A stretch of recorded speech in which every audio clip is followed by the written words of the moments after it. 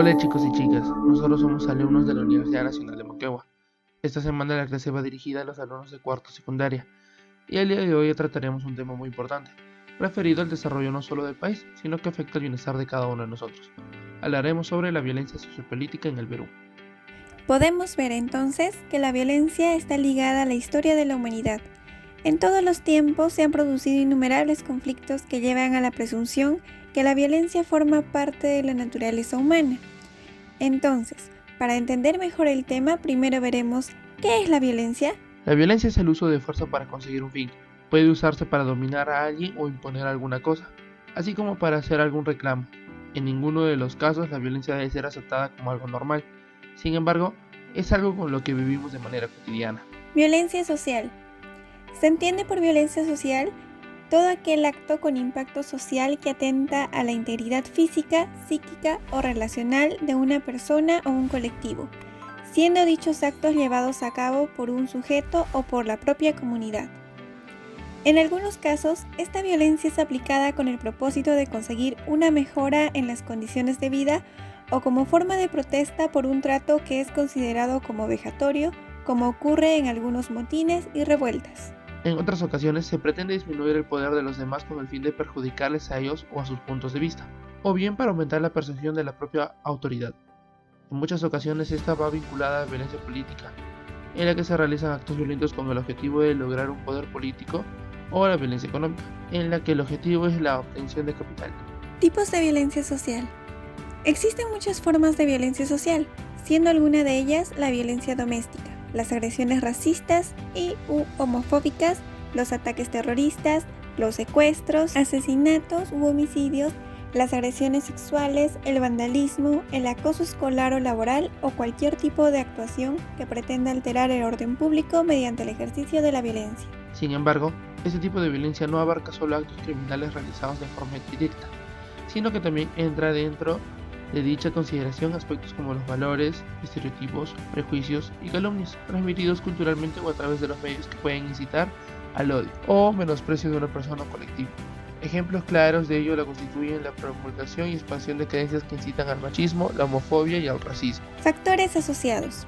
La violencia social puede originarse en contextos muy diferentes y diversos, siendo incitada por la interacción de una gran cantidad de variables. Algunos de dichos factores son los siguientes. Percepción de desigualdad. En muchas ocasiones la violencia social es ejercida en condiciones en las que los individuos perciben la existencia de inequidad. Cuando una comunidad o un colectivo son tratados de una manera diferente por los demás sujetos o grupos de su entorno, puede generar un agravio comparativo que puede terminar en algún tipo de violencia. Desigualdad económica, por raza, por género, por manera de pensar, etc. La percepción de desigualdad puede estar detrás de fenómenos de masas tales como motines y revueltas. Amenaza a la propia posición. La idea de que haya una entidad externa a la sociedad que pone en riesgo su estabilidad suele ser usada como excusa para emprender medidas agresivas de control de la población. Exclusión social. Si bien se vincula a los anteriores factores, la exclusión social es por sí misma un factor importante a la hora de explicar algunos actos de violencia social. La esencia de no ser considerado como el conjunto de la sociedad como parte de ella genera frustración e ira respecto al mundo y a la sociedad en la que se vive. Actos vandálicos, robos y agresiones son algunos de los tipos de violencia que suelen ser generados por este factor. Educación rígida y restrictiva. Los patrones educativos tienen una gran importancia a la hora de explicar la violencia social. Una educación excesivamente rígida y restrictiva puede provocar que la persona sea incapaz de flexibilizar sus puntos de vista, opiniones y creencias. Todo esto incita a pensar que la forma de hacer a la que el sujeto está acostumbrado es la única o la más válida, siendo otras opciones inconsistentes e inaceptables. Por ejemplo, las políticas identitarias o el menosprecio por ciertos grupos. Grupos vulnerables u objetivo frecuente de la violencia social. Por lo general, la violencia social suele ser aplicada contra las minorías, especialmente aquellas que tradicionalmente han sido perseguidas u oprimidas, pero que con el paso del tiempo han aumentado su aceptación social, poder y derechos. Dicho cambio es percibido por algunos individuos como una amenaza a su propio poder y creencias, intentando perpetuar los roles tradicionales a través de la violencia directa o indirecta. Sin embargo, en otros casos es la minoría la que pasa a ejercitar la violencia, como forma de protesta o de reivindicación o con el fin de conseguir un objetivo concreto, tal y como ocurre en algunas revueltas populares. Veamos algunos de los colectivos que o bien son especialmente vulnerables o bien han sido objeto de violencia social a lo largo de la historia. Niños. Uno de los colectivos más vulnerables ante la violencia social, tanto si se da de la forma directa sobre él o por el contrario lo observa de manera indirecta. Son los niños y niñas, teniendo en cuenta que están inmersos en un proceso de desarrollo que aún no les ha dado de las suficientes herramientas ni físicas ni psíquicas para afrontar de forma eficiente situaciones violentas. Discapacitados. Las personas con discapacidad, tanto física como intelectual, pueden ser también objeto de violencia social, al no permitirles participar en la sociedad o bien ejercer diferentes tipos de acción sobre ellos como forma de dominación y ejercicio de poder. Clases populares. Las clases populares y la población con menos capacidad adquisitiva es a menudo objetivo de violencia social e institucional, aprovechando su situación de precariedad e inestabilidad. Mujeres. El papel de la mujer en la sociedad ha ido cambiando a lo largo de la historia, llegando en tiempos recientes a buscar la igualdad entre sexos. Sin embargo, algunos individuos y sectores de la sociedad se resisten a la existencia de una igualdad, que en muchos casos supone una pérdida de poder y de rol tradicional asignado al hombre. Inmigración, minorías étnicas y religiosas. Otro objetivo clásico de violencia social son las minorías étnicas y o religiosas. Si bien también en este aspecto la sociedad general busca la igualdad entre gente de diferentes etnias y culturas, algunos sectores no ven con buenos ojos la incorporación en la comunidad de los individuos con características que no coincidan con las más habituales. El tipo de violencia social que resulta más frecuente es el vinculado al racismo, que puede incluir agresiones físicas, vejaciones e incluso atentados. Comunidad LGTB. Con el paso del tiempo, este colectivo está viendo como cada vez es más aceptado en la comunidad, consiguiendo poco a poco la igualdad de derechos con respecto a la población heterosexual.